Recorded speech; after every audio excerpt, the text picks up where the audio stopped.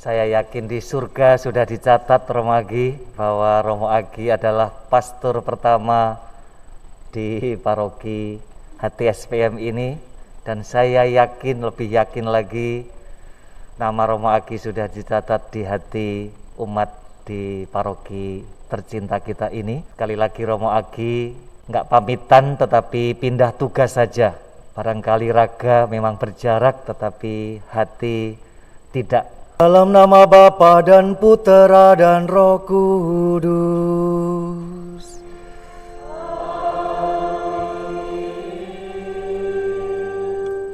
Rahmat Tuhan kita Yesus Kristus, cinta kasih Allah, dan persekutuan Roh Kudus bersamamu.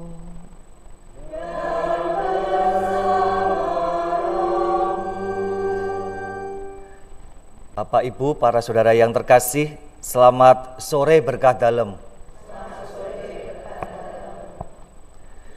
Bersama-sama kita kembali dengan penuh rasa syukur menghadap Tuhan untuk merayakan perayaan Ekaristi pada sore hari ini.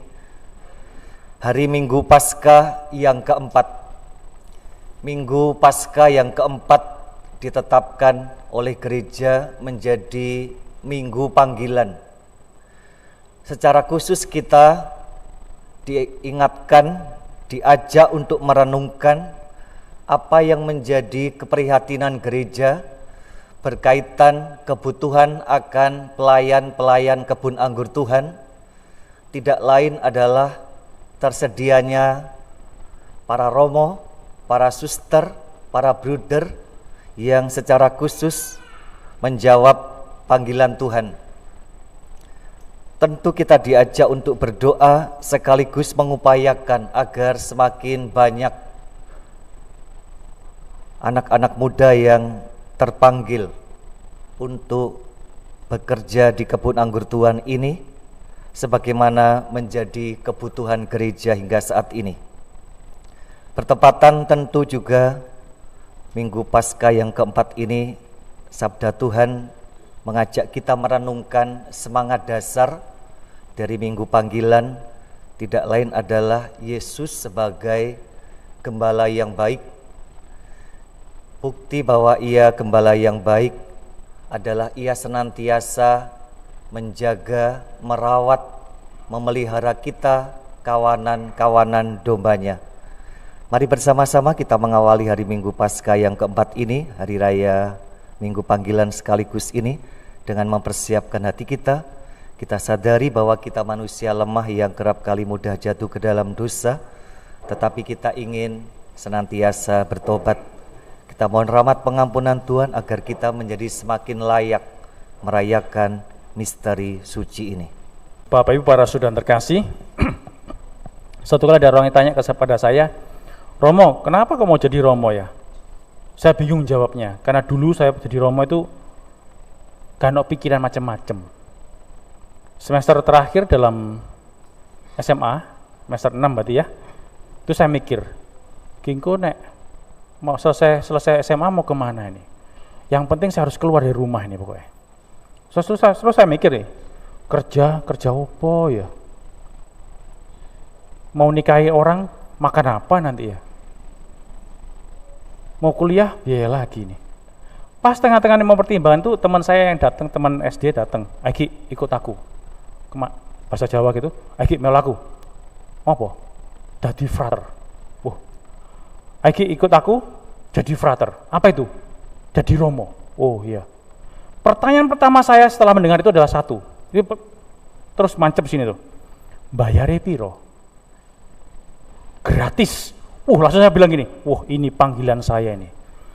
Begitu kata gratis itu muncul, wah ini panggilan saya, ini jalan keluar saya ini jalan hidup saya yang harus saya ikuti ya ini nih, gratis. Yes. Ya sudah, saya mulai jalani. Pas ada pengumuman penerimaan, diterima memang.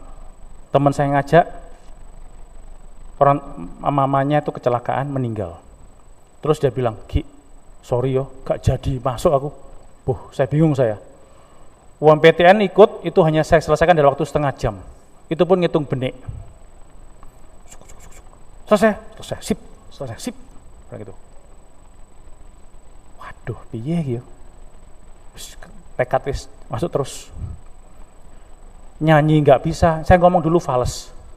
Ikut kor itu pertama ikut sopran, kedua ikut tenor, ketiga ikut alto, keempat ikut bass. Jadi ganti-ganti sampai saya dimarahi dirigennya. Agi ini pindah-pindah, isone kuwi. Kerap kali itu membuat saya mikir, isora yo jadi romo nanti ya. Kuliah sama-sama. Tetap ditahbiskan di romo. Saya cuma berpikir begini, pertama awal sebelum jadi romo, iya ya, mungkin rahmat tahbisan membuat saya menjadi sempurna. Setelah tahbisan, pancet fales.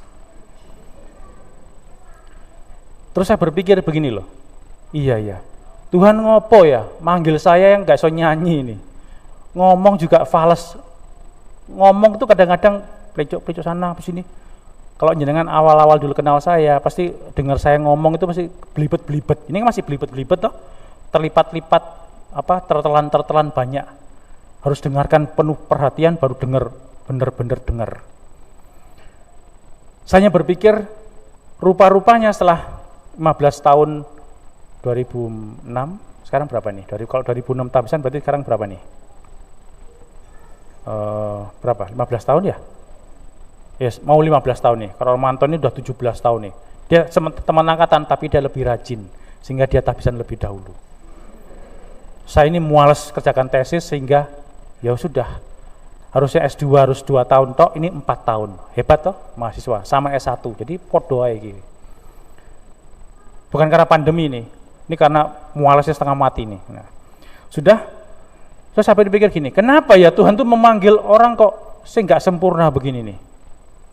Rupa-rupanya Tuhan tidak mempedulikan kelemahan kita. Tuhan tidak lagi mempedulikan kesempurnaan yang kita miliki. Ini loh. Jadi gembala yang baik tadi itu dia mengenal kita. Kerap kali kita tidak mengenal dia. Saya kerap kali tadi ini ya, deg-degan duk. Ki khotbah opo no ya. Ini jauh mikir ini. Terus saya berpikir, ya Tuhan, tadi sebelum saya berangkat ke sini, dari sana sini saya doa, Tuhan, wes, aku percaya Engkau ada. Paskah nyata, karena Dia yang sempurna tidak mempedulikan yang sempurna itu, tapi Dia turun jadi manusia. Itu Natal kan? Jadi manusia tidak hanya manusia biasa yang punya kekuatan, tidak.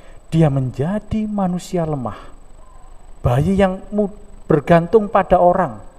Dia tidak jadi bayi yang ajaib, yang tiba-tiba gede langsung lari. Tidak ada, lari cepat lari dia. Wow, itu mujizat itu. Kayak anak jerapah gitu, lari cepat, tunggu berapa menit, langsung lari-lari.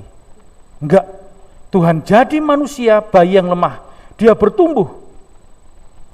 Dia berada dalam kelemahan, keterbatasan. Dia berada dalam lingkungan yang punya banyak kesalahan. Dia berada dalam lingkungan yang punya penuh dengan ketidaksempurnaan. Dia memilih murid-muridnya juga yang bisa mengkhianati dia. Maka dari itu saya punya satu keyakinan. Tuhan tidak memilih kita karena kita sempurna. Tuhan tidak sibuk dengan berbagai hal yang harus sopan, yang harus sempurna, yang harus baik. Gembala yang baik yang kita kenal adalah Bapa. Seorang Bapa yang terus mengelus-ngelus pundak kita pada saat kita tugas lektor salah-salah. Jangan kalau pernah tugas lektor salah, nggak perlu ditegur yang salah itu. Kenapa? Itu rasanya kayak dincepi jarum banyak nih. Apa itu? Malu, ya kan? Dulu awal-awal kita buat misdinar, kecil-kecil salah-salah. Semua umat, semua membetulkan semua. Mamanya malu banget. Pulang ke rumah di mobil dimarahi. Kamu itu ya kan? Wes bu, nggak usah dimarahi. Podo romone ya salah. Tapi romonya nggak pernah marahi romonya kan? Karena romonya lebih pinter nutup kesalahan. Nah, salah, tenang-tenang aja. Kenapa? Karena nggak perlu. Karena Tuhan tidak melihat itu, tapi Tuhan itu adalah Bapa, gembala yang mengenal domba-domba yang punya banyak kesalahan. Tadi ini, kenapa dikatakan gembala yang baik? Gembala yang di Palestina itu, Duduk dia, lihat. Tapi gembala yang baik itu tidak hanya duduk, tapi dia berkeliling, menjaga.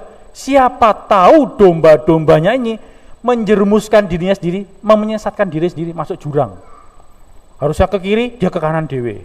Nah, dijaga. Dia tahu, gembala ini dia tahu kelemahan kita. Dia adalah gembala yang seperti seorang bapak yang memberikan tisu.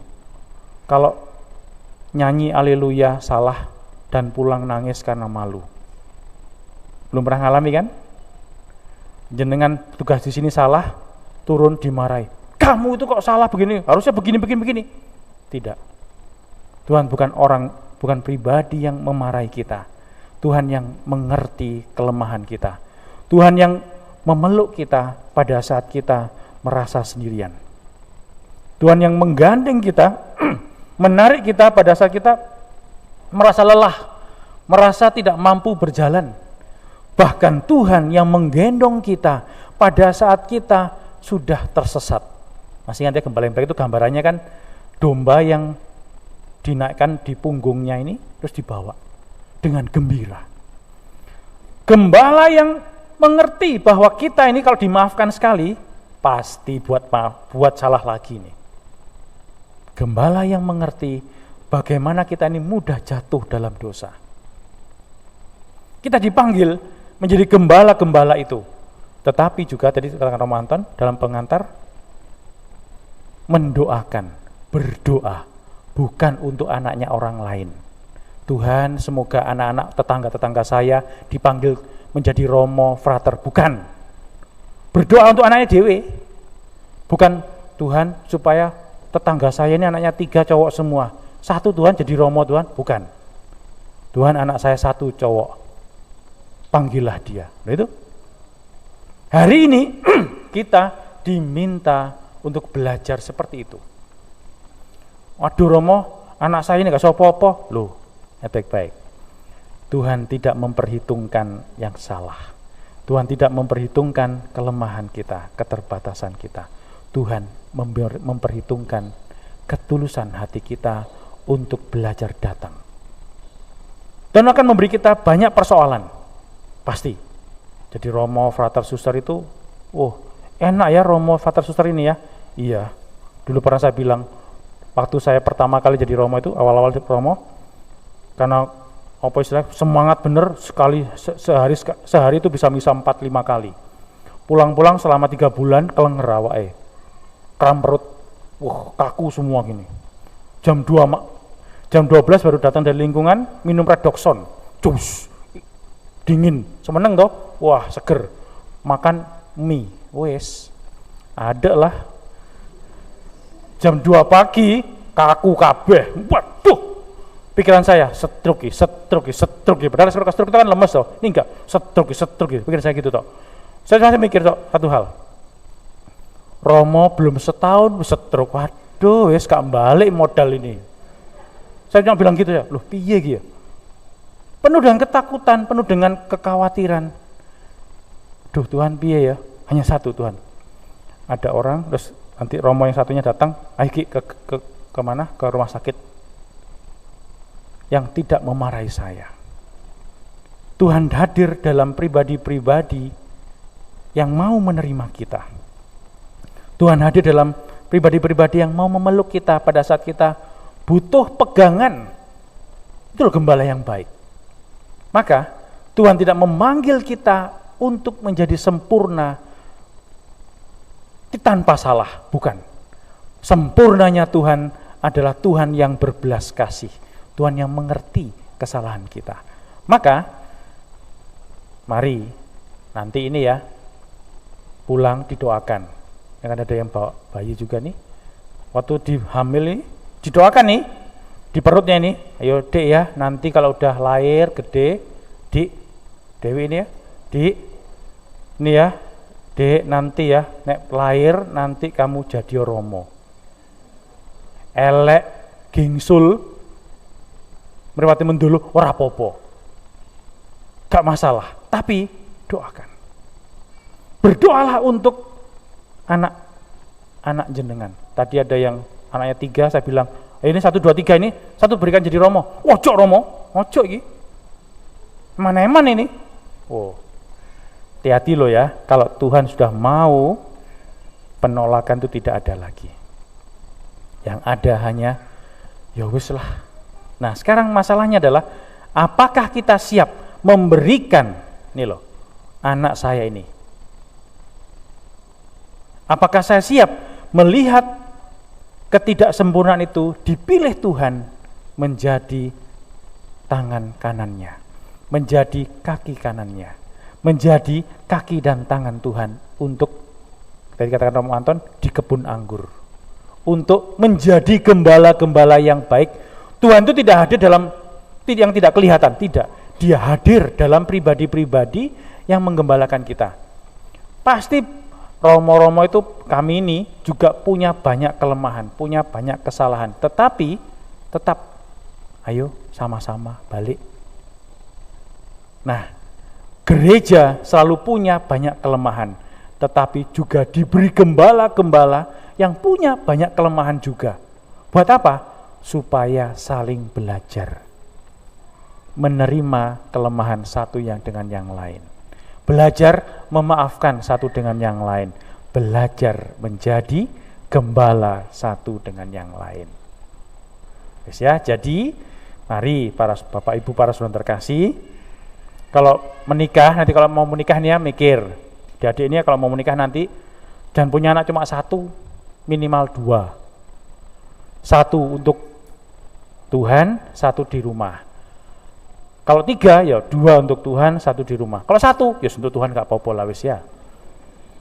Loh iya toh, berkahe akeh, berkatnya banyak. Tapi 1, ibu saya berjuang 6 tahun untuk menerima saya jadi Romo. Waktu saya mau jadi kaul kekal selamanya di Ordo Karmel, saya tanya, Bu, saya mau kaul kekal. Apa kuwi? Selamanya di Ordo Karmel. Boleh enggak? Ya wis terserah. Loh, ikhlas enggak? Rela enggak? Dia jawabannya sederhana. Sekarang sudah rela. Loh, kok ada kata sekarangnya? Iya. Dulu kalau mau ke kaul itu kan 7-8 tahun dulu pendidikan. 6 tahun setiap kali aku nyapu kamarmu, aku nangis. Ya iya, anak pertama dari 2 bersaudara. Kalau Romanton banyak saudaranya. Akeh, dulure cek akeh. Loh, kalau saya cuma 2, gantian, anak pertama, 2 saudara, nangis. Butuh waktu 6 tahun untuk mengerti rahmat Tuhan, untuk mengerti, mengalami berkat Tuhan, untuk belajar juga menjadi gembala yang baik, untuk mengerti anaknya, sedang belajar juga menjadi gembala yang baik. Nah, satu hal, ojo di mana-mana anak ya, ayo do, berangkat nanti ditungak nih. Ini juga nih Rian nih, ditungak nih. Masih nuwak, nuwakan 2 kira aku Romo, wes gak meneng ki. Tenang, nanti gede meneng. Nah, sudah sekarang coba direnungkan. Gembala yang baik Tuhan itu bukan gembala yang sempurna, yang bisa semuanya, tapi jauh dari kita. Tidak, dia dekat dengan kita, dekat dengan kelemahan kita. Dia adalah ayah yang memeluk anaknya yang berbuat salah yang demikian besar. Dia seorang gembala yang menarik kaki dombanya, menggendongnya karena dia udah jatuh dan terluka, kakinya gak sejalan. Gembala yang menjadi seorang ayah yang menepuk-nepuk pundak anaknya yang merasa gagal dalam berusaha, yang menerima kembali pribadi-pribadi yang berbuat salah, yang menguatkan, ayo kamu bisa. Masih ingat kan? Paskah adalah kita bisa, kamu bisa. Tuhan bangkit dan panggilan kita menjadi gembala yang demikian. Maka jangan sayangkan putra-putri jenengan ini untuk jadi gembala-gembala. Tidak dituntut kesempurnaan dalam pemahaman kita, tetapi pribadi-pribadi yang punya hati yang luas untuk menerima banyak kesalahan, kelemahan, dan keterbatasan. Coba merenung sebentar, saya siap enggak? Ya, Kalau nanti dikasih putra-putri, wetengnya di sini, saya siap enggak mempersembahkan anak yang mau dikandung. Mungkin tahun depan, aku sudah bisa mengatakan, Tuhan terima kasih, tapi anak ini ku persembahkan kepadamu. Itu loh tugas orang tua, membimbing anaknya mengikuti jalan Tuhan. Mari sejenak kita hening, siapkah aku mengikuti Tuhan meskipun dalam berbagai kelemahan, keraguan-raguan, kekhawatiran dan ketakutan juga. Telah bangkitlah gembala baik yang mengorbankan hidupnya bagi domba-dombanya dan rela wafat untuk kawanannya. Haleluya. Marilah berdoa.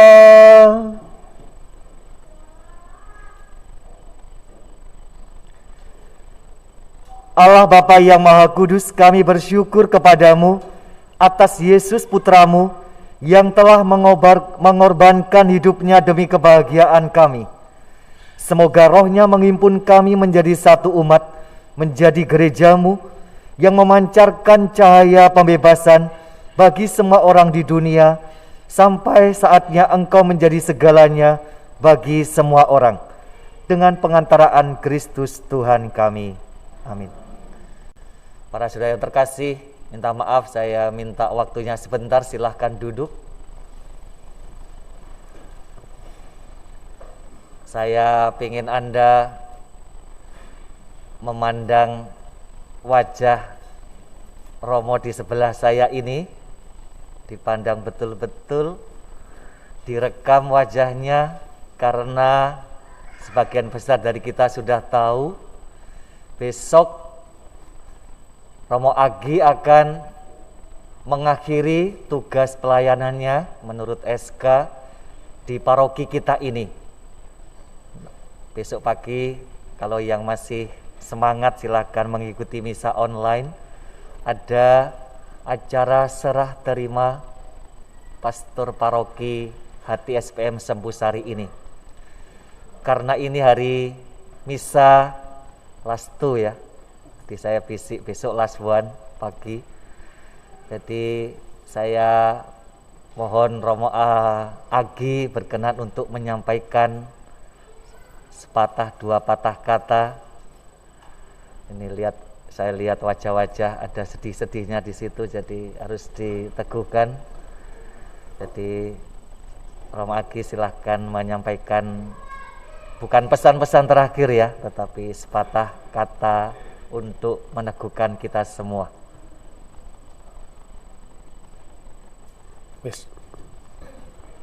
Bapak Ibu para saudara terkasih, selamat malam. Saya nggak akan pamitan, saya cuma saya mau berbagi syukur dulu. Kita bersyukur bahwa sejak kita bersama-sama ya, diizinkan Tuhan bersama-sama sejak kapan ya? Sejak stasi Mandiri. Ini masih panas gitu, ini masih kapel. Bu Mami waktu itu Bu Mami masih muda lah. Masih muda. Sekarang sudah tua jadi. Tuhan mengizinkan kita bersama-sama dalam berbagai hal. Stasi Mandiri, kuasi, paroki, kemudian tanggal 31 Maret 2019 kita bersama-sama bersyukur diteguhkan oleh Bapak Uskup sebagai gereja yang mandiri, terlepas dari Gereja Santo Yusuf sebagai paroki mandiri.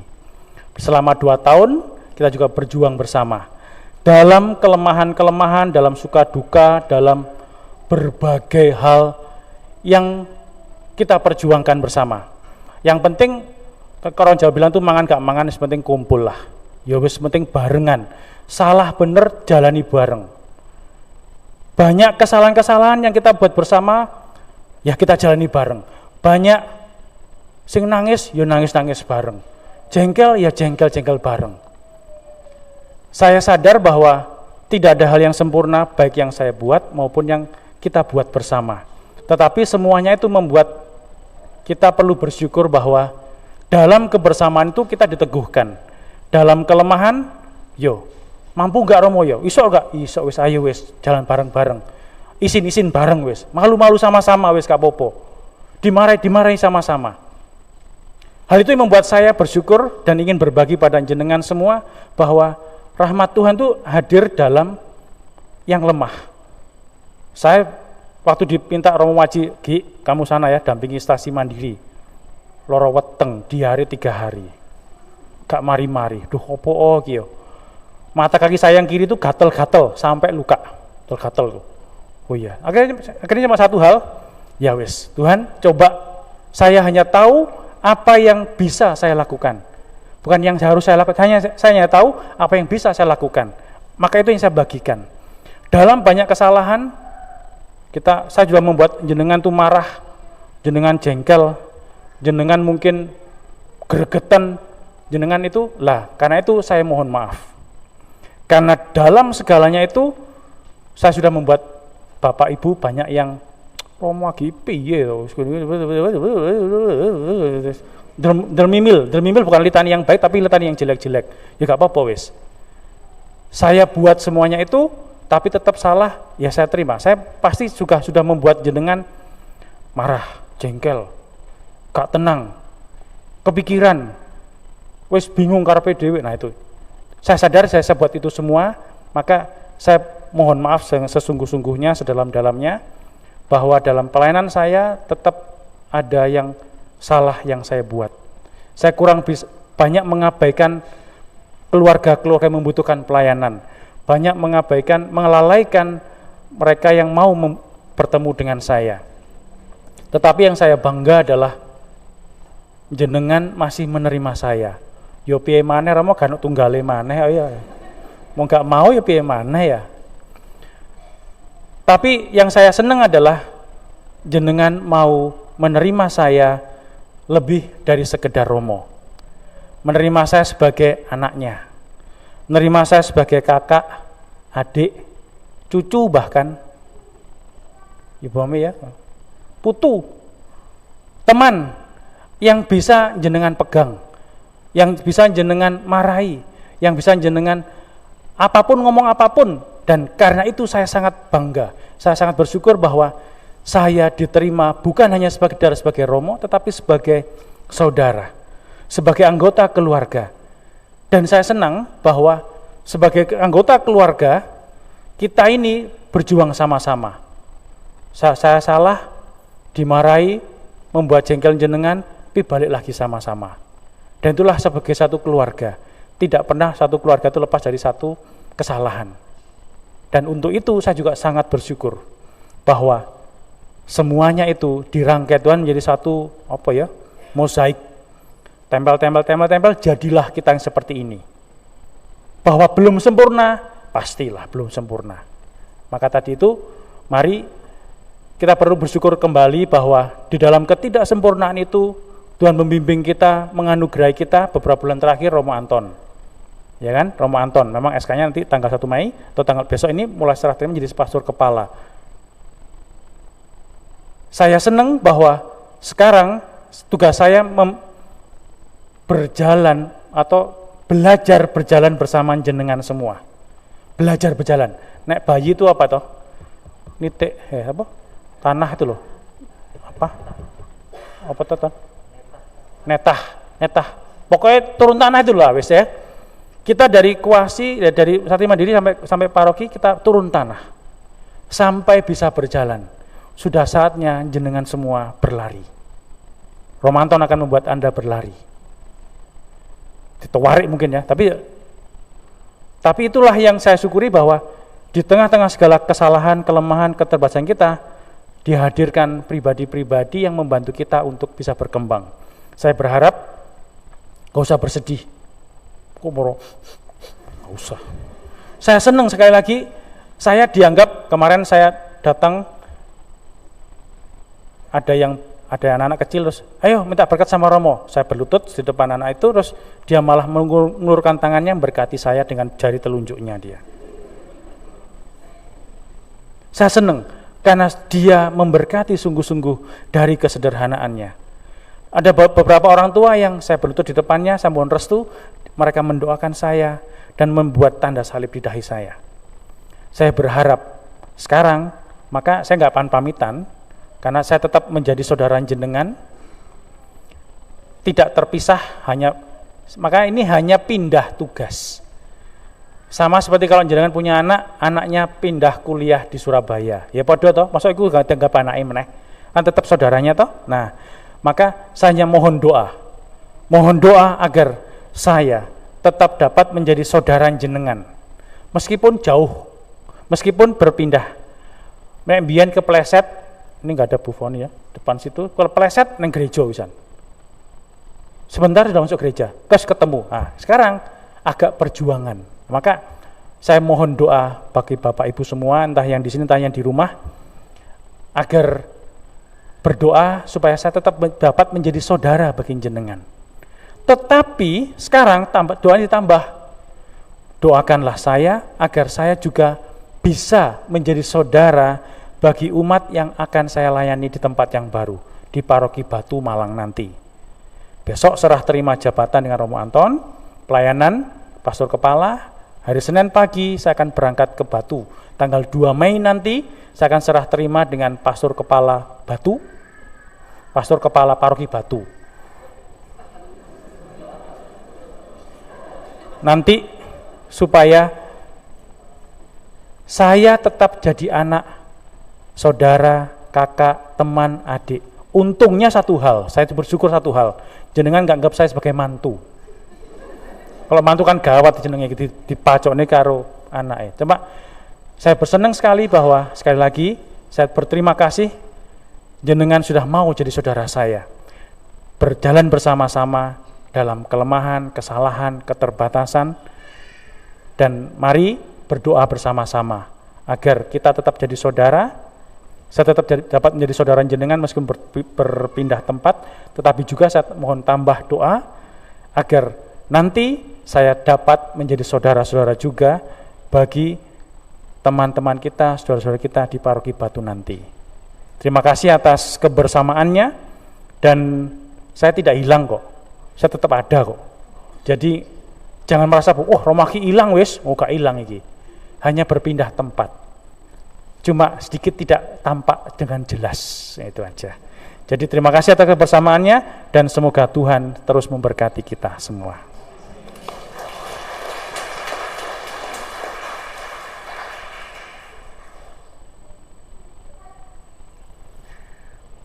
Saya yakin di surga sudah dicatat Romo Agi, bahwa Romo Agi adalah pastor pertama di paroki HTSPM ini, dan saya yakin, lebih yakin lagi, nama Romo Agi sudah dicatat di hati umat di paroki tercinta kita ini. Sekali lagi Romo Agi nggak pamitan tetapi pindah tugas saja. Barangkali raga memang berjarak tetapi hati tidak. Tentu mewakili umat pada kesempatan ini saya mengucapkan banyak terima kasih atas sharing kehidupan yang boleh kita alami bersama, dibagi, memperkaya satu dengan yang lain. Terima kasih atas kesetiaan Romo Agi dalam menghayati panggilan menjadi Romo paroki di paroki ini. Tentu kebersamaan yang telah terjalin seperti dikatakan Romo Agi tadi, semoga tidak terputus, tetapi silaturahim tetap Probolinggo, Sempusari, Batu tidak terlalu jauh. Jadi silahkan bagi Bapak dan Ibu yang nanti kangen-kangen untuk kangen-kangenan di sana. Yang kangen dengan Romo Agi dalam misa-misa di Paroki Batu juga ada online-nya. Misa online-nya juga ada. Bisa silahkan. Tentu kami semua tetap berdoa bagi Romo Agi, sebagaimana tadi diminta oleh Romo Agi untuk senantiasa berdoa agar kami para Romo senantiasa setia dan gembira melanjutkan panggilan kami sebagai gembala-gembala bagi umat yang dipercayakan kepada kami. Sekali lagi terima kasih kepada Romo Agi. Sebagai ungkapan kebersamaan, ucapan terima kasih kita kepada Romo Agi, mari kita beri aplaus yang meriah untuk Romo Agi.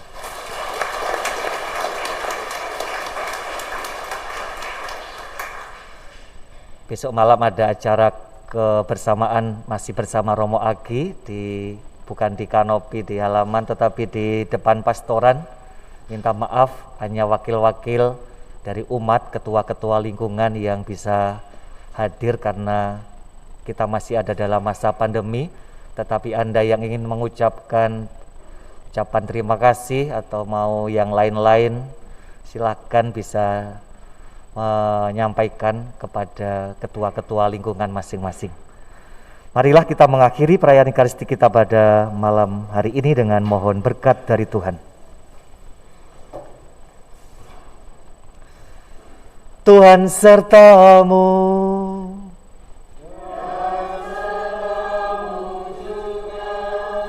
Para saudara dalam hidup dan karya, kini dan selalu dibimbing, dilindungi, dan diberkati oleh Allah yang Maha Kuasa, Bapa dan Putera dan Roh Kudus.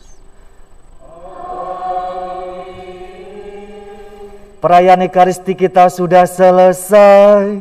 Haleluya, haleluya.